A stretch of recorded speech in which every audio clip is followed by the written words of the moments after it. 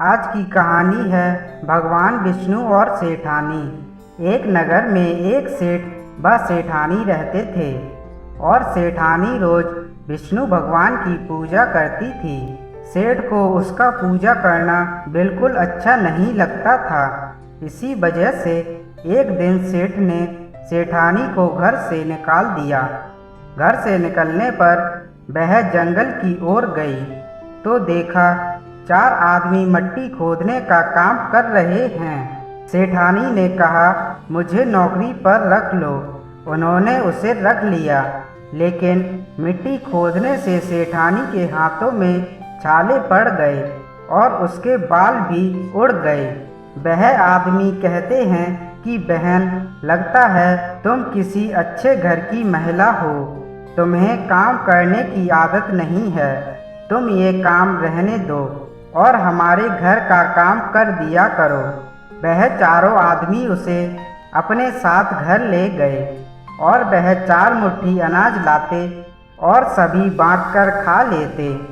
एक दिन सेठानी ने कहा कि कल से 8 मुट्ठी अनाज लाना। अगले दिन वह 8 मुट्ठी अनाज लाए और सेठानी पड़ोसन से आग मांग लाई। उसने भोजन बनाया, विष्णु भगवान को भोग लगाया, फिर सभी को खाने को दिया। सारे भाई बोले कि बहन, आज तो भोजन बहुत स्वादिष्ट बना है। सेठानी ने कहा कि भगवान का झूठा है तो स्वाद तो होगा ही। सेठानी के जाने के बाद सेठ भूखा रहने लगा और आस पड़ोस के सारे लोग कहने लगे, ये तो सेठानी के भाग्य से खाता था। एक दिन सेठ अपनी सेठानी को ढूंढने चल पड़ा।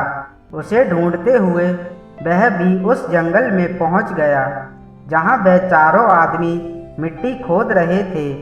सेठ ने उन्हें देखा तो कहा कि भाई, मुझे भी काम पर रख लो। उन आदमियों ने उसे काम पर रख लिया, लेकिन मिट्टी खोदने से उसके भी हाथों में छाले पड़ गए और बाल उड़ने लगे। उसकी यह हालत देख चारों बोले कि तुम्हें काम करने की आदत नहीं है। तुम हमारे साथ चलो और हमारे घर में रह लो। सेठ उन चारों आदमियों के साथ उनके घर चला गया और जाते ही उसने सेठानी को पहचान लिया, लेकिन सेठानी घूंघट में थी तो सेठ को देख नहीं पाई। सेठानी ने सभी के लिए भोजन तैयार किया और हर रोज की भांति विष्णु भगवान को भोग लगाया। उसने उन चारों भाइयों को भोजन परोस दिया, लेकिन जैसे ही वह सेठ को भोजन देने लगी तो विष्णु भगवान ने उसका हाथ पकड़ लिया। भाई बोले कि बहन, ये तुम क्या कर रही हो? वह बोली कि मैं कुछ नहीं कर रही हूँ, मेरा हाथ तो विष्णु भगवान ने पकड़ लिया है।